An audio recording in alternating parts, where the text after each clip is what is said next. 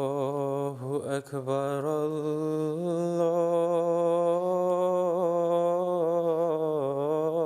الله أكبر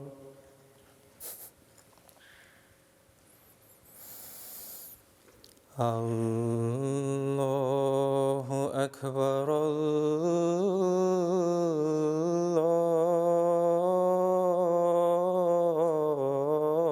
الله أكبر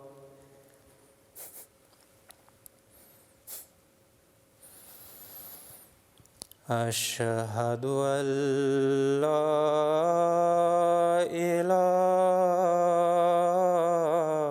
إله إلا الله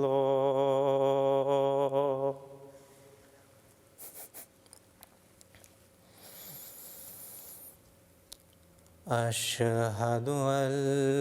لا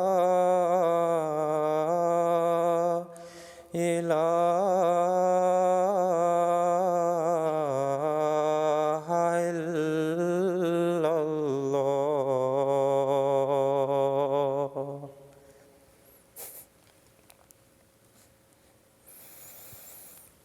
أشهد أن محمدًا رسول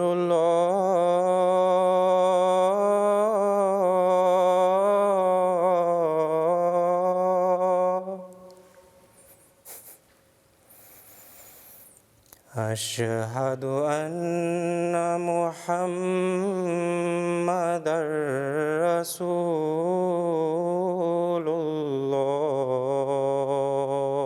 الله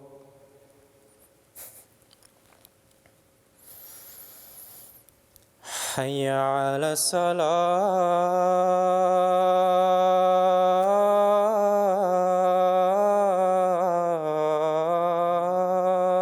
الصلاة حي على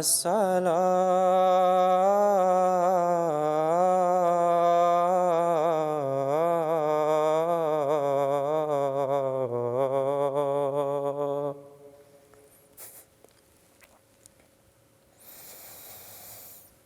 حي على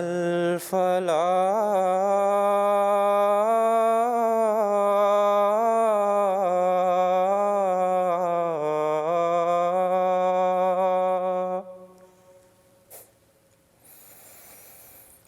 حي على الفلاح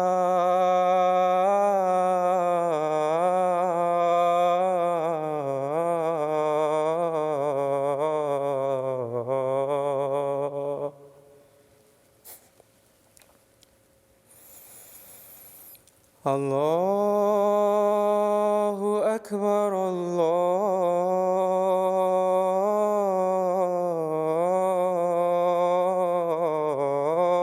الله أكبر لا إله إلا الله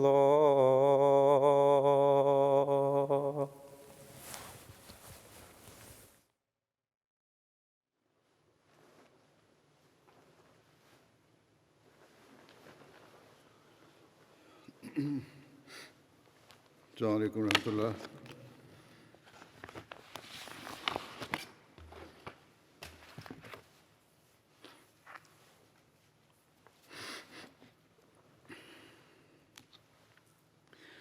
أشهد أن لا إله إلا الله وحده لا شريك له وأشهد أن محمدًا عبده ورسوله أما بعد فأعوذ بالله من الشيطان الرجيم بسم الله الرحمن الرحيم الحمد لله رب العالمين الرحمن الرحيم مالك يوم الدين إياك نعبد وإياك نستعين اهدنا الصراط المستقيم صراط الذين أنعمت عليهم غير المغضوب عليهم ولا الضالين. وعد الله الذين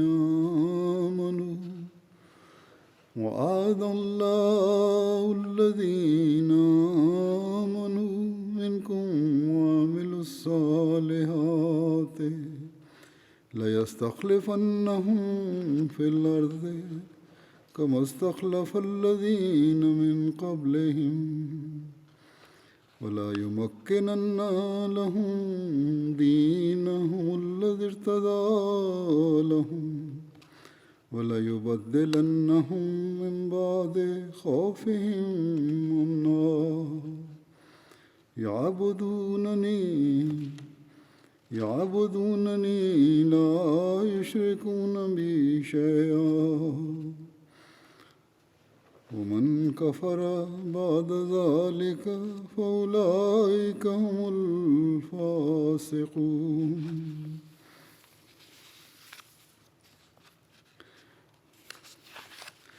وأقيموا الصلاة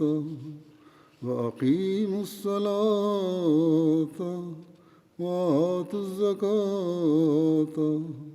وأطيعوا الرسول لعلكم ترحمون.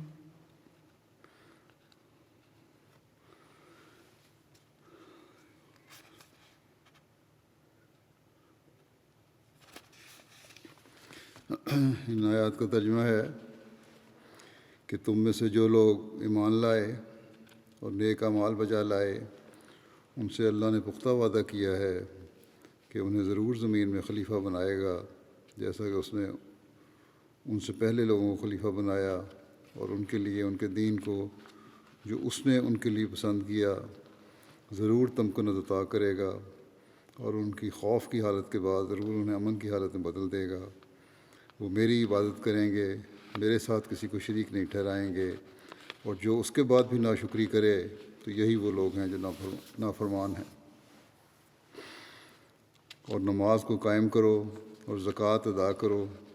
اور رسول کی اطاعت کرو تاکہ تم پر رحم کیا جائے.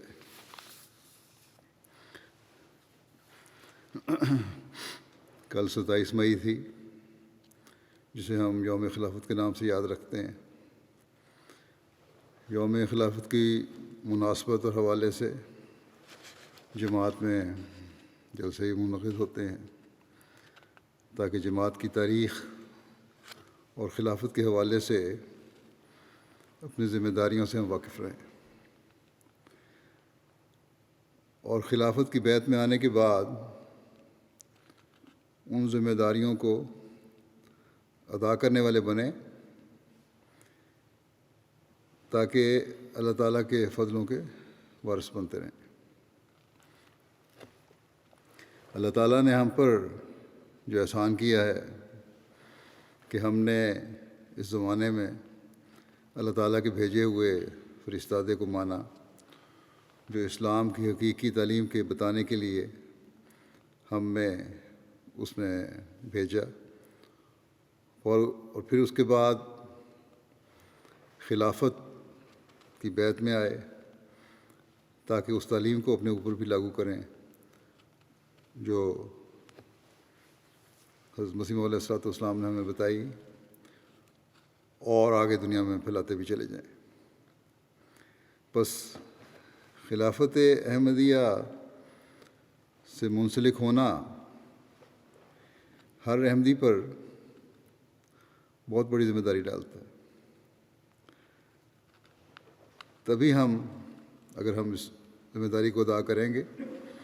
تو تبھی ہم اس احسان کا حق ادا کر سکتے ہیں جو اللہ تعالیٰ نے ہم پر کیا. یہ آیات جو میں نے تلاوت کی ہیں اس میں جہاں اللہ تعالیٰ نے تمکنت عطا فرمانے،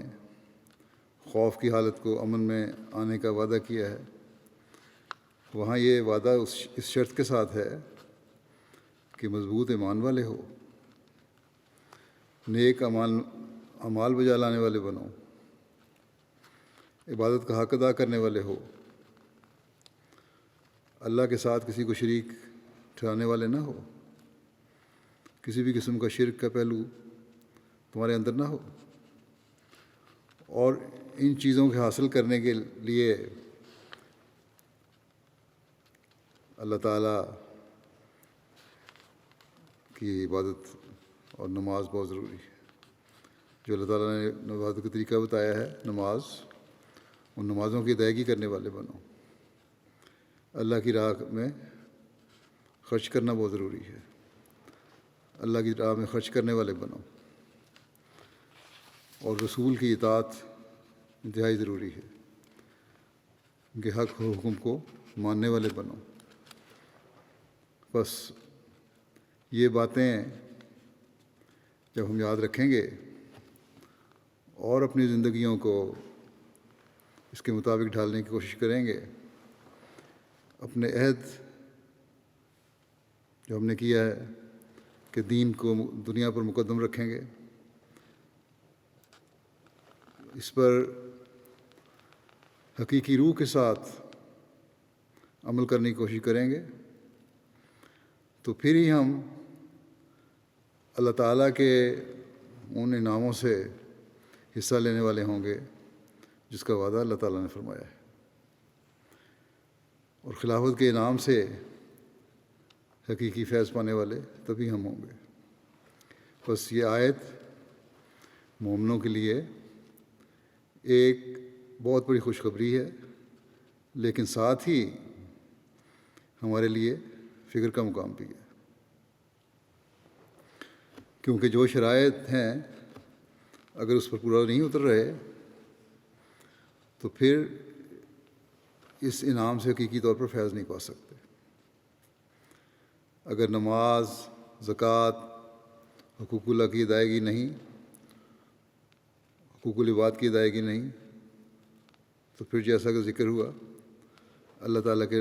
رحم اور فضل کو جذب کرنے والے نہیں بن سکتے۔ بس صرف اپنی تاریخ سے واقفیت حاصل کر لینا اور یوم خلافت منا لینا کافی نہیں ہے، جب تک ہم حقیقی عبد نہیں بن جاتے، جب تک ہم اپنی نمازوں کی حفاظت کرنے والے نہیں بن جاتے، بندوں کے حق ادا کرنے والے اور اللہ تعالیٰ کا حق ادا کرنے والے نہیں بن جاتے، بس اس وقت تک اس کا یہ یوم خلافت منا لینا کوئی فائدہ نہیں دے سکتا۔ بس ہمیں اپنے جائزے لینے کی ضرورت ہے کہ ہماری ایمانی حالت کیا ہے، کیا ہم میں اللہ تعالیٰ کا خوف اور خشیت ہے، کیا ہم تقویٰ کی باریک راہوں پر چلنے والے ہیں، کیا ہم اللہ تعالیٰ سے ہر چیز سے زیادہ محبت کرنے والے ہیں، کیا ہم اللہ تعالیٰ اور اس کے رسول کی کامل فرمانبرداری کرنے والے ہیں، اور پھر ساتھ ہی ہماری نظر اپنے عمل کی طرف پھرنے والی ہونی چاہیے کہ کیا ہمارا ہر عمل اسلام کی حقیقی تعلیم کے مطابق ہے، ہمارے عمل کہیں دکھاوے کے عمل تو نہیں، ہماری نمازیں کہیں دکھاوے کی نمازیں تو نہیں، ہمارا مال خرچ کرنا، زکوٰۃ دینا کہیں دکھاوا تو نہیں، ہمارے روزے کہیں دکھاوے کے روزے تو نہیں، ہمارے حج صرف حاجی کہلانے کے لیے تو نہیں۔ اللہ تعالیٰ اور اس کے رسول کی کامل فرمانبرداری تو تب ہوگی دلی سکون اور امن تو تب ملے گا جب ہمارا ہر عمل صرف اور صرف خدا تعالیٰ کی رضا کو حاصل کرنے کے لیے ہوگا، اور تبھی وہ معاشرہ خلافت کے زیر سایہ قائم ہوگا جب ہمارا ہر عمل حقوق اللہ اور حقوق العباد کی ادائیگی کا حق ادا کرنے والا ہوگا۔ بس صرف زبانی باتیں نہیں، بلکہ اللہ تعالیٰ کے اس ارشاد کو ہمیشہ سامنے رکھنا ہوگا کہ وہ ایمان لانے والے فائدہ اٹھائیں گے اس سے جن کے عمل صالح ہوں گے۔ حضرت اقدس مسیح موعود علیہ السلام فرماتے ہیں کہ قرآن شریف میں اللہ تعالیٰ نے ایمان کے ساتھ عمل صالح بھی رکھا ہے۔ عمل صالح اسے کہتے ہیں کہ جب ایک ذرہ بھی فساد نہ ہو۔ یاد رکھو، انسان کے عمل پر ہمیشہ چور پڑا کرتے ہیں۔ وہ کیا ہیں؟ وہ کون سے چور ہیں؟ یہ ہیں ریاکاری، یعنی جب انسان دکھاوے کے لیے ایک عمل کرتا ہے، عجب، ایک عمل کر کے نیکی کوئی کر لی تو پھر دل میں بڑا خوش ہوتا ہے میں نے بڑی نیکی کر لی، اور قسم قسم کی بدکاریاں جن کو بعض دفعہ انسان محسوس بھی نہیں کرتا، اور گناہ ہیں جو اس سے صادر ہوتے ہیں۔ اس سے اعمال باطل ہو جاتے ہیں۔ عمل صالح وہ ہے جس میں ظلم، عجب، ریا، تکبر، حقوق انسان کے تلف کرنے کا خیال تک نہ ہو، وہ عمل صالح ہے۔ یہ نہیں کہ عمل نہیں کیا، بلکہ فرمایا ان کا خیال بھی تمہارے دل میں نہ آئے، تب وہ حقیقی مومن بنو گے اور عمل صالح کرنے والے کہلاؤ گے۔ فرمایا جیسے آخرت میں عمل صالح سے بچتا ہے ویسے ہی اس دنیا میں بھی بچتا ہے۔ فرمایا کہ اگر ایک آدمی بھی گھر بھر میں عمل صالح والا ہو تو سب گھر بچا رہتا ہے۔ سمجھ لو کہ جب تک کہ تم میں عمل صالح نہ ہو، صرف ماننا فائدہ نہیں کرتا۔ بس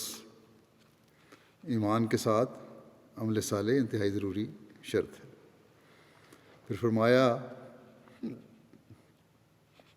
کہ عمل صالح ہماری اپنی تجویز اور قرارداد سے نہیں ہو سکتا۔ یہ نہیں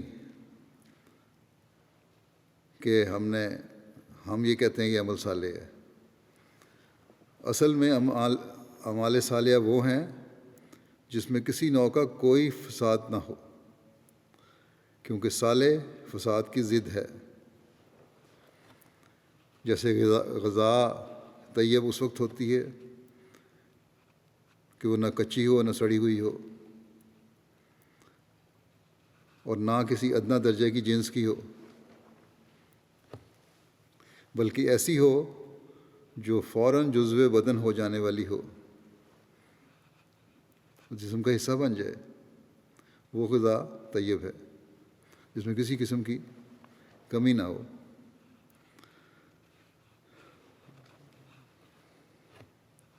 اسی طرح پر ضروری ہے کہ عمل صالح میں بھی کسی قسم کا فساد نہ ہو، یعنی اللہ تعالیٰ کے حکم کے موافق ہو، جو اللہ نے حکم فرمایا اس کے مطابق ہو عمل، اور پھر حضرت صلی اللہ علیہ وسلم کی سنت کے موافق ہو، جو آپ صلی اللہ علیہ وسلم نے کیا اور کر کے دکھایا ہمیں اور فرمایا اس کے مطابق ہو، اور پھر نہ اس میں کسی قسم کا کسل ہو، کوئی سستی نہیں ہونی چاہیے اس عمل کو بجا لانے میں، نہ عجب ہو، نہ ریا ہو، نہ وہ اپنی تجویز سے ہو۔ جب ایسا عمل ہو تو وہ عمل صالح کہلاتا ہے۔ خود اپنی تجویزیں نہ بناتے رہو عمل صالح کے لیے، خود تشریح نہ کرتے رہو، خود یہ نہ کہتے رہو کہ اس سے یہ منشا ہے اور یہ منشا ہے، بلکہ حرفاً عمل کرو اللہ تعالیٰ اور اس کے رسول کے حکموں پر، تو عمل صالح ہوگا۔ اور فرمایا کہ اور یہ کبریت احمر ہے، یہ بہت بڑی اور اہم چیز ہے۔ اگر اس حالت کو حاصل کر لیا تو سمجھو کہ اللہ تعالیٰ کے وعدے سے فیض اٹھانے والے بن گئے۔ اور یہی وہ لوگ ہیں جو خلافت احمدیہ قائم رکھنے کے عہد کو بھی پورا کرنے والے ہیں، نہ کہ وہ جو جب اپنے مفاد سامنے آئیں تو عمل صالح کی خود تشریح کرنے لگ جائیں، معروف فیصلے کی خود تفسیر کرنے لگ جائیں، ان کی انا انہیں اپنے قبضہ میں لے لے۔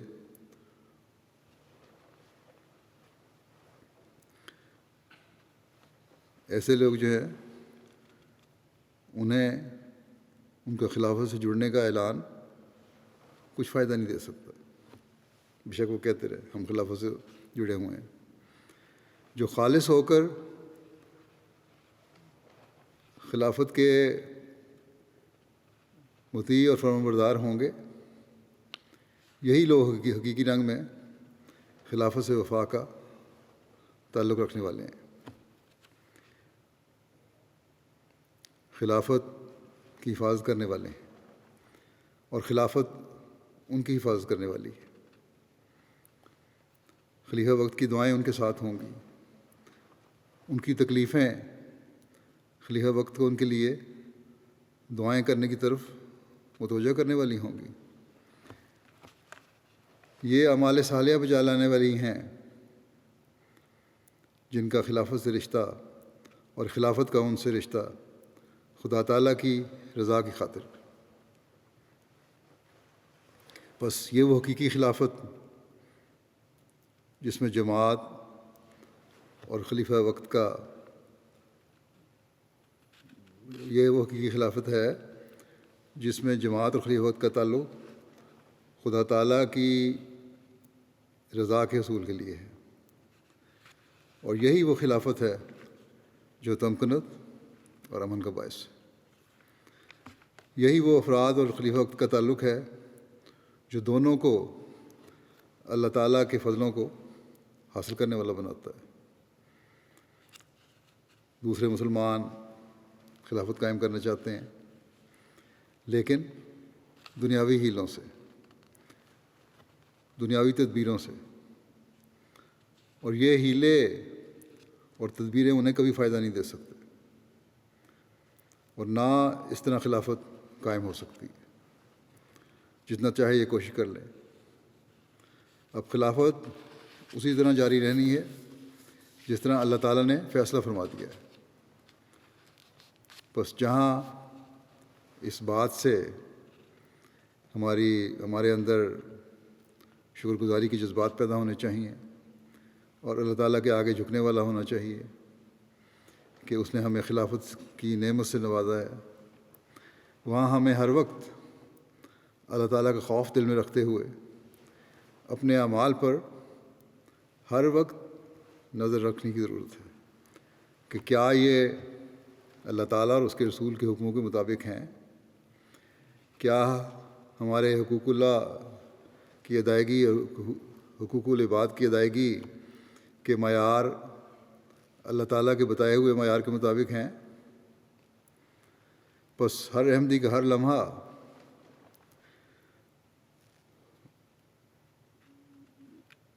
جہاں اللہ تعالیٰ کی شکر گزاری میں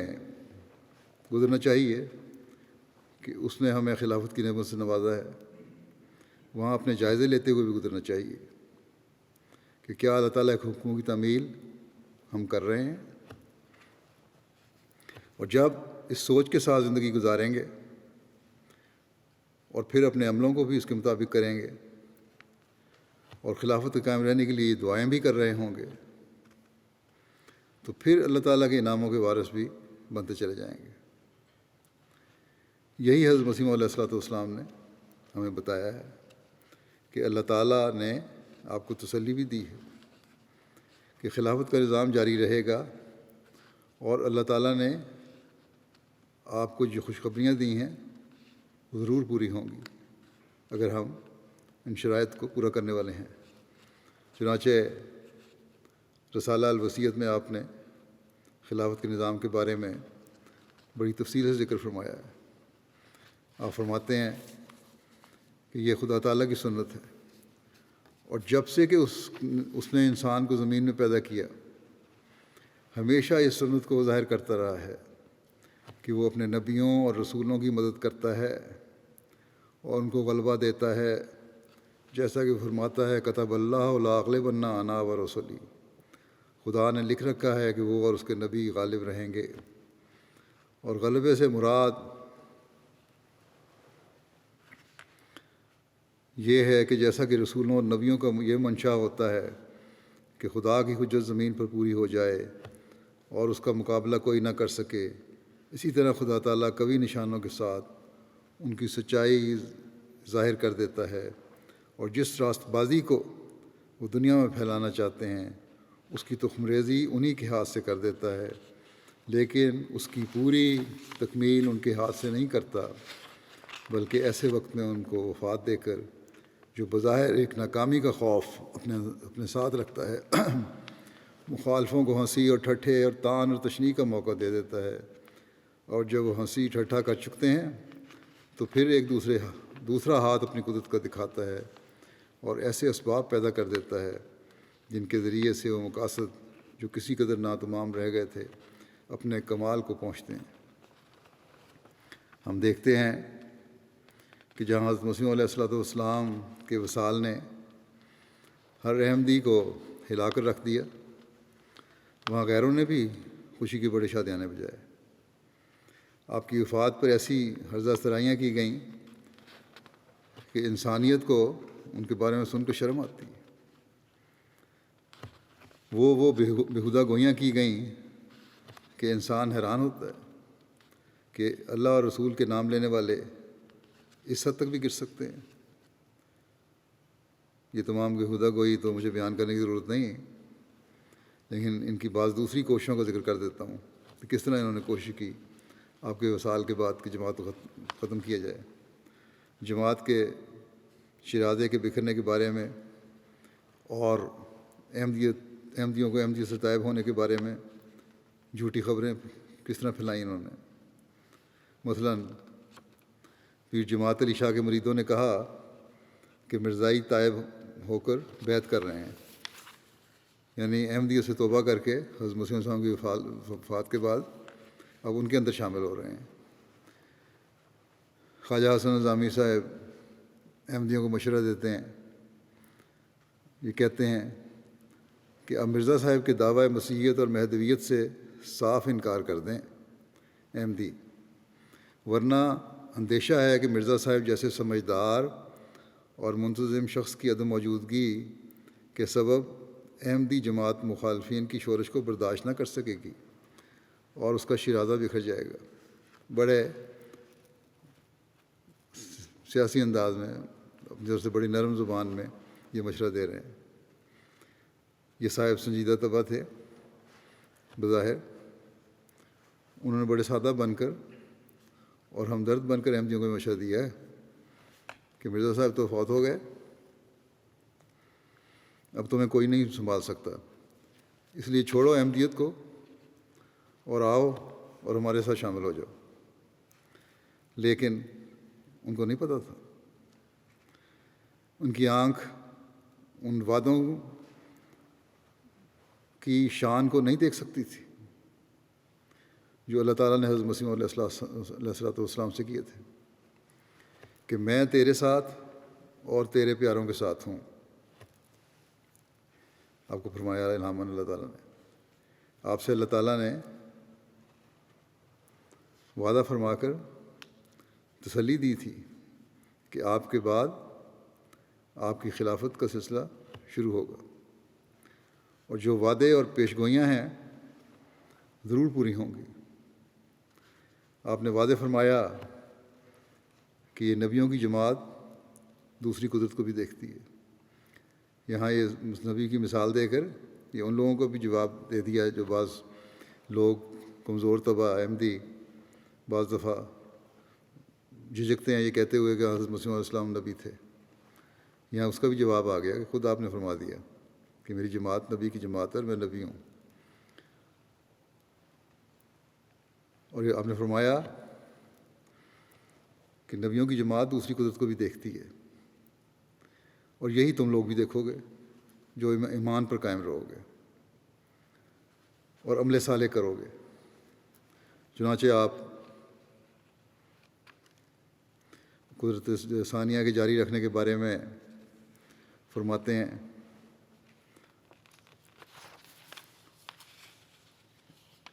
غرض اللہ تعالیٰ دو قسم کی قدرت ظاہر کرتا ہے.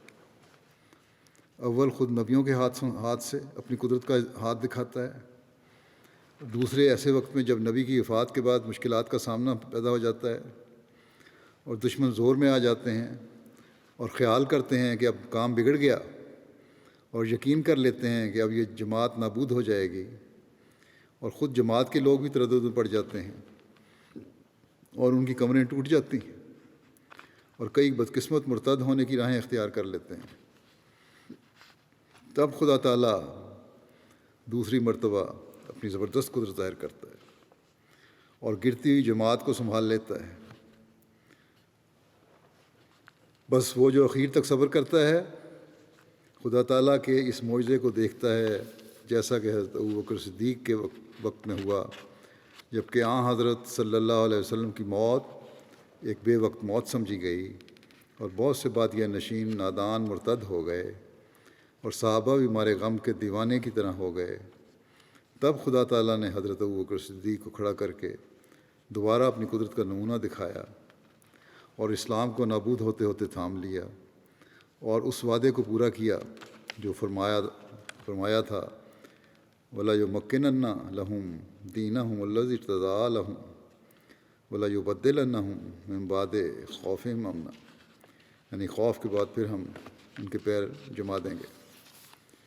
پھر آپ فرماتے ہیں سو اے عزیزو، جبکہ قدیم سے سنت اللہ یہی ہے کہ خدا تعالیٰ دو قدرتیں دکھلاتا ہے تا مخالفوں کی دو جھوٹی خوشیوں کو پامال کر کے دکھلاوے. سو اب ممکن نہیں ہے کہ خدا تعالیٰ اپنی قدیم سنت کو ترک کر دے. اس لیے تم میری اس بات سے جو میں نے تمہارے پاس بیان کی غمگین مت ہو اور تمہارے دل پریشان نہ ہو جائیں، کیونکہ تمہارے لیے دوسری قدرت کا بھی دیکھنا ضروری ہے اور اس کا آنا تمہارے لیے بہتر ہے، کیونکہ وہ دائمی ہے جس کا سلسلہ قیامت تک منقطع نہیں ہوگا، اور وہ دوسری قدرت نہیں آ سکتی جب تک میں نہ جاؤں. لیکن میں جب جاؤں گا تو پھر خدا اس دوسری قدرت کو تمہارے لیے بھیج دے گا جو ہمیشہ تمہارے ساتھ رہے گی، جیسا کہ خدا کا براہین احمدیہ میں وعدہ ہے. اور وہ وعدہ میری ذات کی نسبت نہیں ہے بلکہ تمہاری نسبت وعدہ ہے، جیسا کہ خدا فرماتا ہے کہ میں اس جماعت کو جو تیرے پیرو ہیں قیامت تک دوسروں پر غلبہ دوں گا. سو ضرور ہے کہ تم پر میری جدائی کا دن آوے تا بعد اس کے وہ دن آوے جو دائمی وعدے کا دن ہے. وہ ہمارا خدا وعدوں کا سچا اور وفادار اور صادق خدا ہے. وہ سب کچھ تمہیں دکھائے گا جس کا اس نے وعدہ فرمایا، اگرچہ یہ دن دنیا کے آخری دن ہیں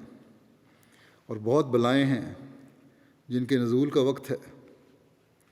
پر ضرور ہے کہ یہ دنیا قائم رہے جب تک وہ تمام باتیں پوری نہ ہو جائیں جن کی خدا نے خبر دی. میں خدا کی طرف سے قدرت کے رنگ میں ظاہر ہوا اور میں خدا کی ایک مجسم قدرت ہوں، اور میرے بعد بعض اور وجود ہوں گے جو دوسری قدرت کا مظہر ہوں گے.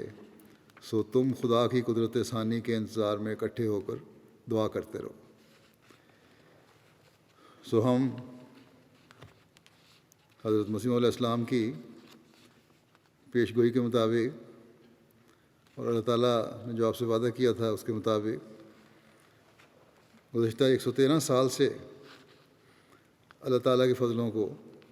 حرف بحرف پورا ہوتا دیکھ رہے ہیں. وہی لوگ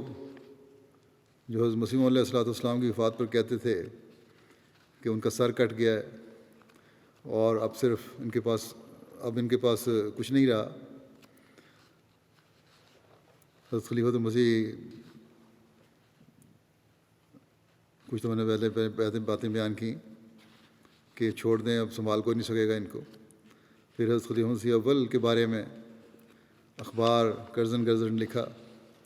کہ اب مرزائیوں میں کیا رہ گیا ہے، ان کا سر کٹ چکا ہے. ایک شخص جو ان کا امام بنا ہے، حضرت خلیفۃ المسیح اول کی خلافت کے بعد فرمایا، یہ لکھا کہ ایک شخص جو ان کا امام بنا ہے اس سے اور تو کچھ نہیں ہوگا، ہاں یہ کہ وہ تمہیں مسجد میں قرآن سنایا کرے گا. لیکن ان عقل کے اندھوں کو کیا پتہ تھا کہ یہی تو وہ عظیم کام ہے جس کے کرنے کے لیے حضرت ابراہیم علیہ السلام نے اپنی نسل میں سے ایک عظیم رسول مبعوث ہونے کی دعا مانگی تھی. اور یہی وہ عظیم شریعت ہے جسے لے کر حضرت صلی اللہ علیہ وسلم مبعوث ہوئے تھے. اور یہی وہ کامل اور مکمل کتاب ہے جس کو پڑھنے پڑھانے والے دنیا و آخرت میں بامراد ہوتے ہیں.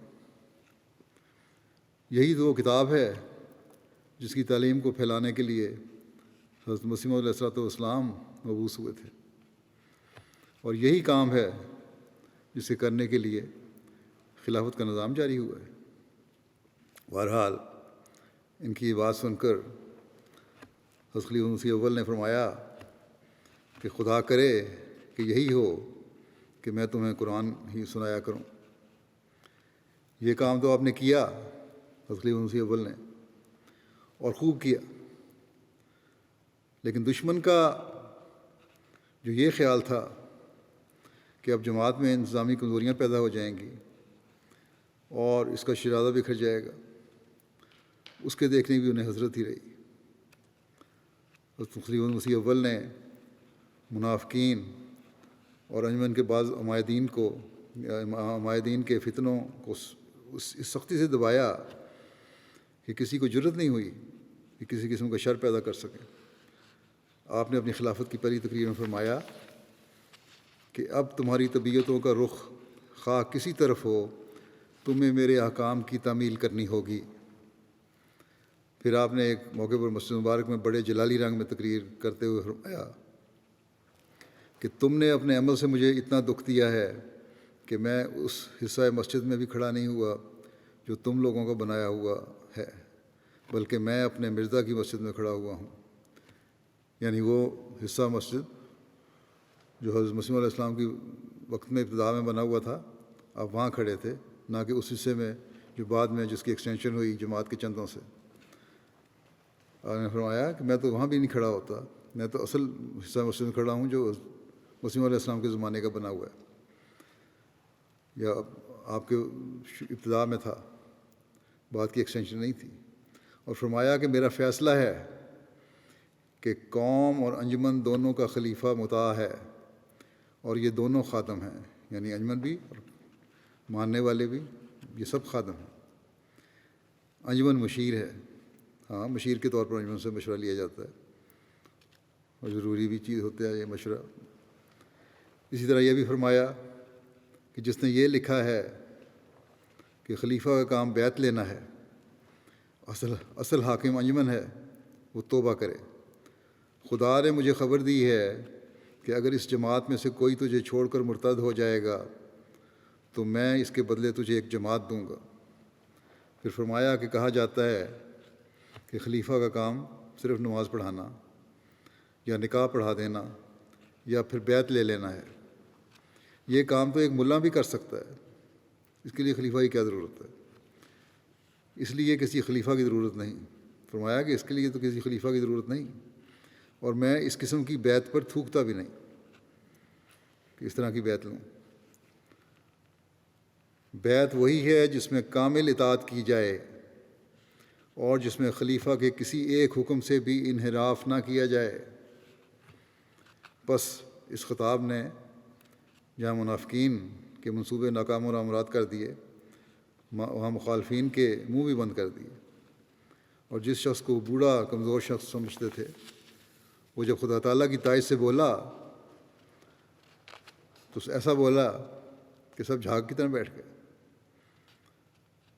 تالیاں کرنے والے اپنا منہ چھپانے لگے۔ مخلصین جماعت نے ایک نئے عزم کے ساتھ بیعت کا عہد کیا، اور پھر دنیا نے دیکھا کہ کس طرح جماعت ترقی کی طرف رواں دواں ہو گئی۔ پھر جب مارچ 1914 میں خلیفہ مسیح اول کا وصال ہوا تو اس وقت جماعت میں پھر ایک زلزلہ کی کیفیت پیدا ہوئی۔ انجمن کے جو عمائدین، جو انجمن کو ہی حضرت مسیح علیہ السلام کا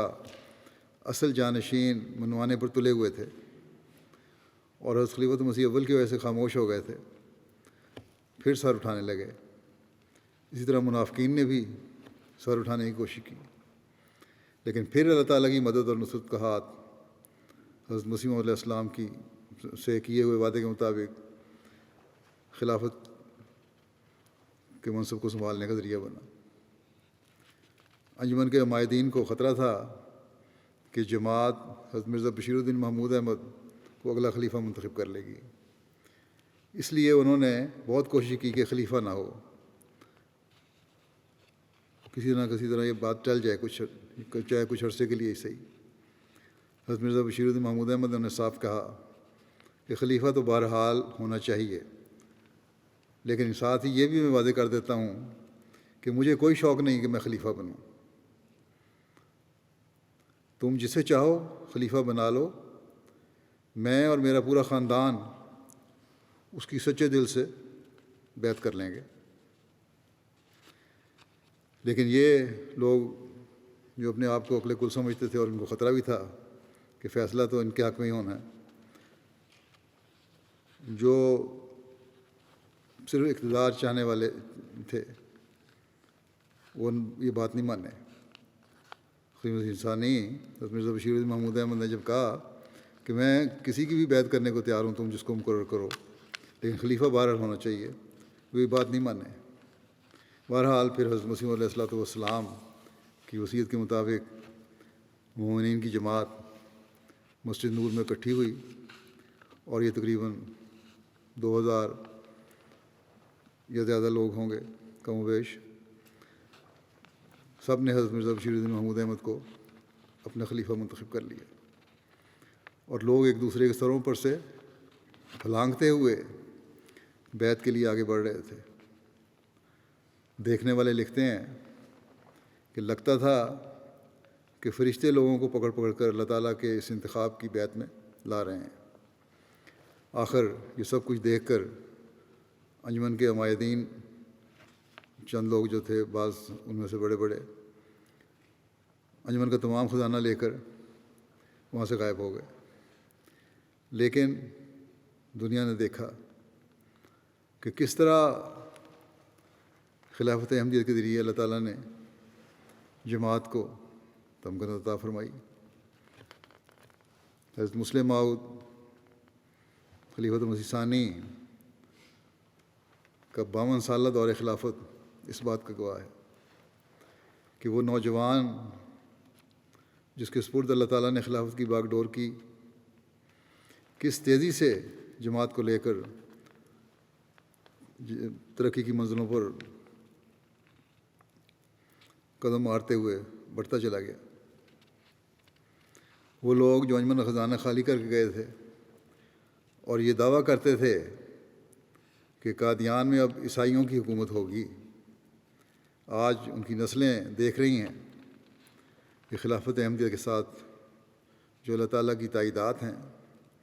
وہ ہمیں عیسائیوں کو مسیح محمدی کے جھنڈے تلے جمع ہوتے دکھا رہی ہیں۔ ہم تو یہ دیکھ رہے ہیں۔ حضرت مسلم موعود نے دنیا کے بے شمار ملکوں میں مشن کھولے۔ افریقہ میں عیسائی مبلغین کو احمدی مبلغین کے سامنے کھڑے ہونے کی جرت نہیں ہوتی تھی۔ آخر انہیں تسلیم کرنا پڑا کہ عیسائیت کے پھیلاؤ میں احمدیت ایک بہت بڑی روک ہے، اور اس کا ان کی رپورٹوں میں ذکر ہے۔ غرض ہم دیکھتے ہیں کہ قادیان پر حملے کے منصوبے ہوں یا تبلیغ کا میدان ہو یا ہجرت کا وقت ہو، ہر موقع پر اس اولو العزم خلیفہ نے جماعت کی کشتی کو اللہ تعالیٰ کی تائید و نصرت کے ساتھ کامیابی کی منزلوں تک پہنچایا اور محفوظ رکھا۔ آخری الہی تقدیر کے مطابق نومبر 1965 میں جب آپ کی وفات ہوئی تو الہی وعدوں کے مطابق اللہ تعالیٰ نے قدرت ثانیہ کے تیسرے مظہر کو کھڑا کیا۔ پھر جماعت کو اللہ تعالیٰ نے خوف سے امن میں لاتے ہوئے حضرت مرزا ناصر احمد خلیفۃ المسیح ثالث کے ہاتھ پر اکٹھا کر دیا، اور پھر جماعت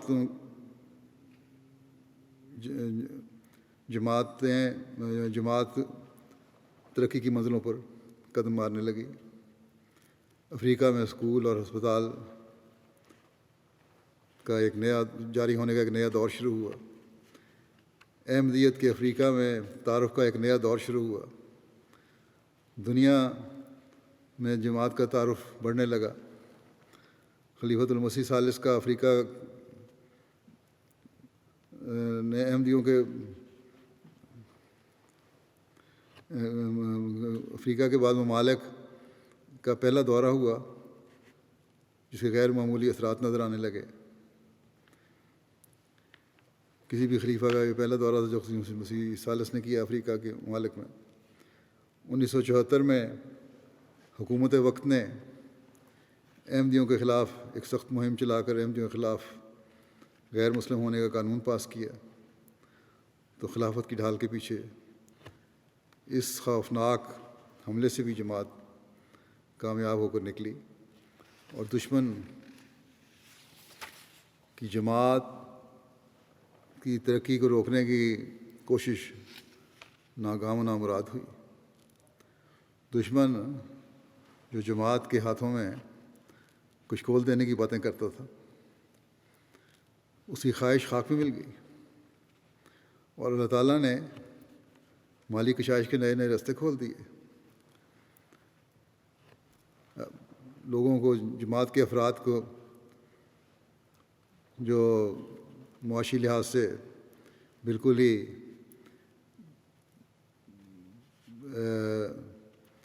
کرپل کر دیا گیا تھا، کئی کوشش کی تھی ختم کر دیں، ان لوگوں نے کو اللہ تعالیٰ نے مالی کشائش بھی عطا فرمائی اور پھر باہر نکلنے کے راستے بھی کھولے۔ بس وہ لوگ جرمنی میں اور بعض دوسری جگہوں پر جو 74 کے بعد باہر آئے ہیں، ان کو مالی کشائش ملی ہے، ان کو یہ باتیں اپنی نسلوں اور اولاد کو بھی بتانی چاہیے کہ کس طرح دشمن نے یہ کوشش کی تھی اور کس طرح خلافت کے سائے تلے پھر اللہ تعالیٰ نے ان کے لیے نئے راستے کھولے اور ہزاروں گنا زیادہ مالی کشائش عطا فرما دی پہلے سے۔ پھر جون 1982 میں حضرت خلیفۃ المسیح ثالث بھی ہم سے رخصت ہوئے، تو اللہ تعالیٰ نے پھر اپنے وعدے کے مطابق حضرت مرزا طاہر احمد خلیفۃ المسیح رابع کے ذریعے جماعت کے خوف کو امن بدلا۔ دشمن جماعت کی ترقی کو دیکھ کر حواس باختہ ہو چکا تھا۔ اس وقت اس نے نئے سرے سے حملے کا منصوبہ بنایا اور کوشش کی کہ خلافت احمدیہ کو عضو معطل کر دیا جائے۔ یہاں دشمن نے اپنے زوم میں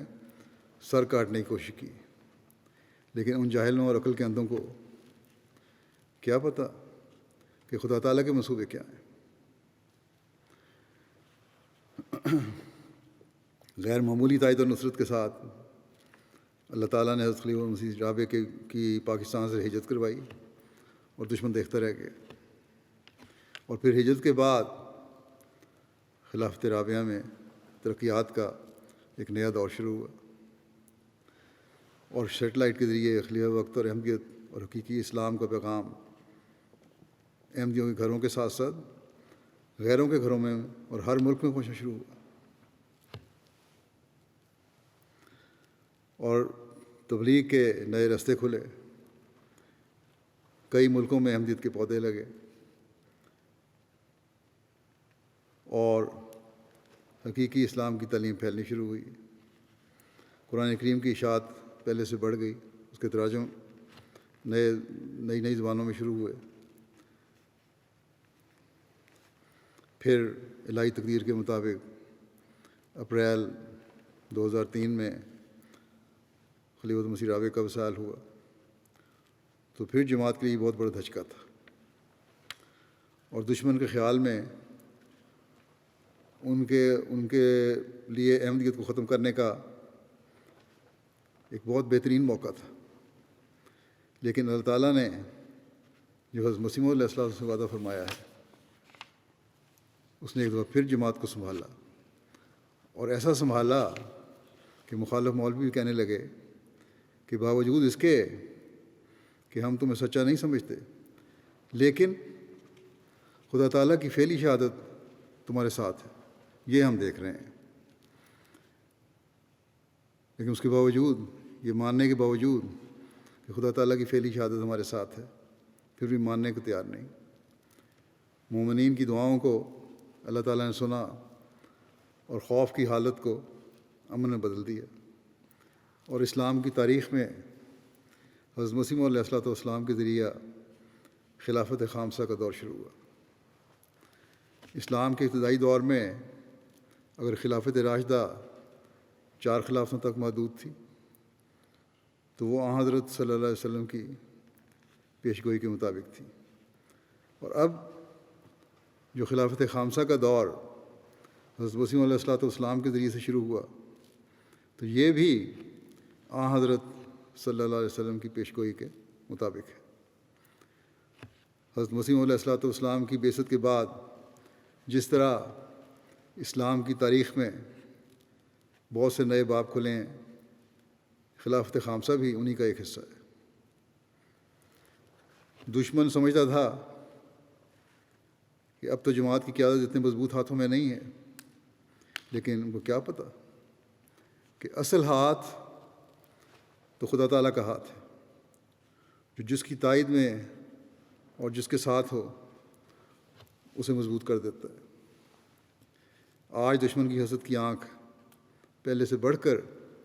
جماعت کی ترقیات کو دیکھ رہی ہے۔ جماعت کا جو تعارف اور دنیا میں اس کا اظہار غیر معمولی طور پر اس دور میں ہوا ہے، ہر طبقے میں اور ہر سطح پر یہ غیر معمولی ہے۔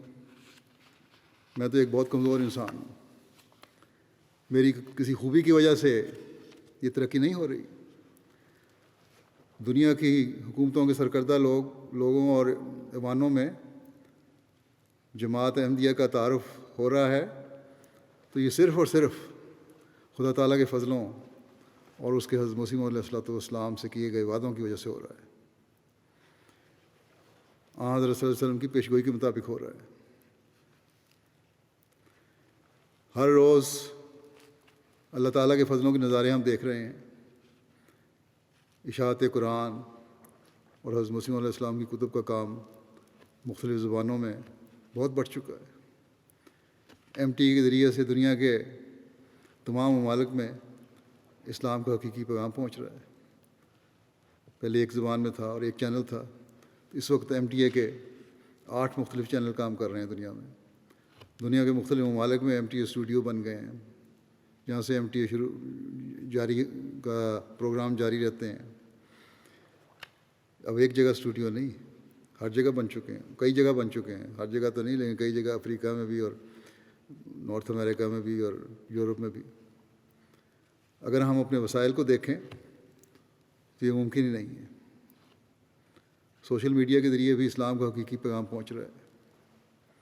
پاکستان کی حکومت نے اس پر مختلف طریقوں سے پابندی لگائی ہے، تو دنیا کے دوسرے ممالک میں پہلے سے بڑھ کر اللہ تعالیٰ نے راستے کھول دیے ہیں۔ پھر خلافت سے تعلق قائم کرنے کے لیے اللہ تعالیٰ نے ایک نیا راستہ بھی سمجھا دیا ہے، جو اس کووڈ کی بیماری کی وجہ سے جس پر جو سامنے آیا اور جو آن لائن ملاقات یا ورچوئل ملاقات کے ذریعے سے اس ذریعے سے میٹنگیں بھی ہو رہی ہیں، ملاقاتیں بھی ہو رہی ہیں، جس سے براہ راست جماعتوں سے رابطہ ہو رہا ہے، خلیفہ وقت سے براہ راست رہنمائی لوگ لے رہے ہیں۔ میں یہاں لندن سے، کبھی افریقہ کے کسی ملک سے، کبھی انڈونیشیا سے، کبھی آسٹریلیا سے، کبھی امریکہ سے ملاقات کر لیتا ہوں، تو یہ سب خدا تعالیٰ کی تائیدات کے نظارے ہیں۔ بس ہمیں کبھی نہیں بھولنا چاہیے کہ اللہ تعالیٰ جو اپنے فضلوں کے نظارے دکھا رہا ہے اور خلافت کے انعام سے جو ہمیں نوازا ہوا ہے، اس کا ہم نے ہمیشہ حق ادا کرنے والا بننا ہے، تاکہ قیامت تک حضرت صلی اللہ علیہ وسلم کی پیشگوئی کے مطابق ہم اس نعمت سے فائدہ اٹھاتے رہیں۔ حضرت مسیح موعود علیہ الصلوۃ والسلام نے تو اللہ تعالیٰ نے ترقیات کا وعدہ فرمایا ہے، اور اللہ تعالیٰ اپنے وعدے خلاف نہیں کرتا، لیکن ہمیں اس سے فیض پانے کے لیے اپنا کردار ادا کرنا ہوگا۔ ہمیں اللہ تعالیٰ کا شکر گزار بندہ بنتے ہوئے اس کے آگے جھکنا ہوگا۔ خلافت کی نعمت کا اظہار ہمارے ہر قول اور فعل سے ہونے کی ضرورت ہے۔ خلافت کی کامل اطاعت کا عہد ہمیں آخری سانس تک نبھانے کے لیے، ہر قربانی کے لیے تیار رہنا چاہیے، تبھی ہم قیامت تک اپنی نسلوں کو خلافت کا مطیع بنانے کا حق ادا کر سکتے ہیں۔ حضرت مسیح موعود علیہ السلام نے ہم میں سے انہیں اللہ تعالیٰ کے فضلوں کا وارث بننے کی یقین دہانی کروائی ہے، جو ایمان پر قائم رہتے ہوئے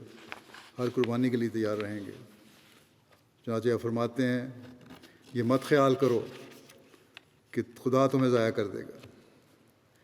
تم خدا کے ہاتھ کا ایک بیج ہو جو زمین میں بویا گیا۔ خدا فرماتا ہے کہ بیج بڑھے گا اور پھولے گا، اور ہر ایک طرف سے اس کی شاخیں نکلیں گی اور ایک بڑا درخت ہو جائے گا۔ بس مبارک وہ جو خدا کی بات پر ایمان رکھے اور درمیان میں آنے والے ابتلاؤں سے نہ ڈرے، کیونکہ ابتلاؤں کا آنا بھی ضروری ہے، تاکہ خدا تمہاری آزمائش کرے کہ کون اپنے دعویٰ بیعت میں صادق اور کون کاذب ہے۔ وہ جو کسی ابتلا سے لغزش کھائے گا، وہ کچھ بھی خدا کا نقصان نہیں کرے گا، اور بدبختی اس کو جہنم تک پہنچائے گی۔ اگر وہ پیدا نہ ہوتا تو اس کے لیے اچھا تھا، مگر وہ سب لوگ جو اخیر تک صبر کریں گے اور ان پر مصائب کے زلزلے آئیں گے اور حوادث کی آندھیاں چلیں گی اور قومیں ہنسی اور ٹھٹھا کریں گی اور دنیا ان سے سخت کراہت کے ساتھ پیش آئے گی، وہ آخر فتح یاب ہوں گے اور برکتوں کے دروازے ان پر کھولے جائیں گے۔ خدا نے مجھے مخاطب کر کے فرمایا کہ میں اپنی جماعت کو اطلاع دوں کہ جو لوگ ایمان لائے، ایسا ایمان جو اس کے ساتھ دنیا کی ملونی نہیں، اور وہ ایمان نفاق یا بزدلی سے آلودہ نہیں، اور وہ ایمان اطاعت کے کسی درجے سے محروم نہیں، ایسے لوگ خدا کے پسندیدہ لوگ ہیں، اور خدا فرماتا ہے کہ وہی ہیں جن کا قدم صدق کا قدم ہے۔ پھر آپ فرماتے ہیں کہ خدا کا کلام مجھے فرماتا ہے کہ کئی حوادث ظاہر ہوں گے اور کئی آفتیں زمین پر اتریں گی، کچھ تو ان میں سے میری زندگی میں ظہور میں آ جائیں گی اور کچھ میرے بعد ظہور میں آئیں گی، اور وہ اس سلسلے کو پوری ترقی دے گا، کچھ میرے ہاتھ سے اور کچھ میرے بعد۔ بس انشاءاللہ تعالیٰ یہ ترقیات تو ہونی ہے۔ اللہ تعالیٰ ہمیں ہمیشہ ثابت قدم رکھے۔ اللہ تعالیٰ کرے کہ سلسلے کی پوری ترقی کے نظارے ہم اپنی آنکھوں سے دیکھنے والے ہوں۔ اللہ تعالیٰ ہمیں اپنے عہدوں کو پورا کرنے والا بنائے، تاکہ اللہ تعالیٰ کے وعدے کا پورا ہونے کا نظارہ ہم اپنی زندگیوں میں دیکھ سکیں۔ ہماری باتیں، ہماری نمازیں، ہمارے عمل اللہ تعالیٰ کی رضا حاصل کرنے والے ہوں، ہم خلافت کا صحیح ادراک حاصل کرنے والے ہوں اور اپنی نسلوں کو بتانے والے ہوں اس بارے میں، تاکہ قیامت تک ہماری نسلیں اس نعمت سے فیض یاب ہوتی چلی جائیں۔ دعاؤں کو پھر آج میں کہنا چاہتا ہوں، پاکستان کے احمدیوں کو بھی دعاؤں میں یاد رکھیں، مظلوم احمدیوں کو جہاں کہیں بھی ہیں دعاؤں میں یاد رکھیں، مظلوم مسلمانوں کو جہاں بھی ہیں فلسطین کے یا کہیں بھی ان کو دعاؤں میں یاد رکھیں۔ اللہ تعالیٰ سب کی مشکلات کو دور فرمائے اور آسانیاں پیدا فرمائے اور ان سب کو توفیق دے جو احمدی ہیں حقیقی رنگ میں حضرت مسیح علیہ والسلام کی تعلیم پر عمل کرنے والے ہوں اور حقیقی احمدی بنیں، اور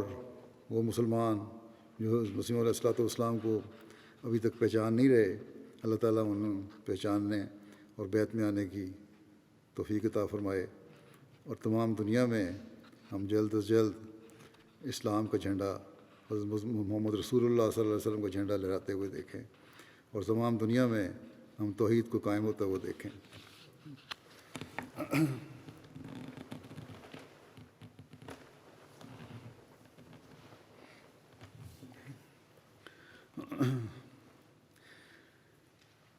الحمد للہ نحمده ونستعینه ونستغفره ونؤمن به ونتوکل علیہ ونعوذ باللہ من شرور انفسنا ومن سیئات اعمالنا من يهده الله فلا مضل له ومن يضلل فلا هادي له ونشهد أن لا إله إلا الله ونشهد أن محمدا عبده ورسوله عباد الله رحمكم الله إن الله يأمر بالعدل والإحسان وإيتاء ذي القربى وينهى عن الفحشاء والمنكر والبغي يعظكم لعلكم تذكرون اذكروا الله يذكركم وادعوه يستجب لكم ولذكر الله أكبر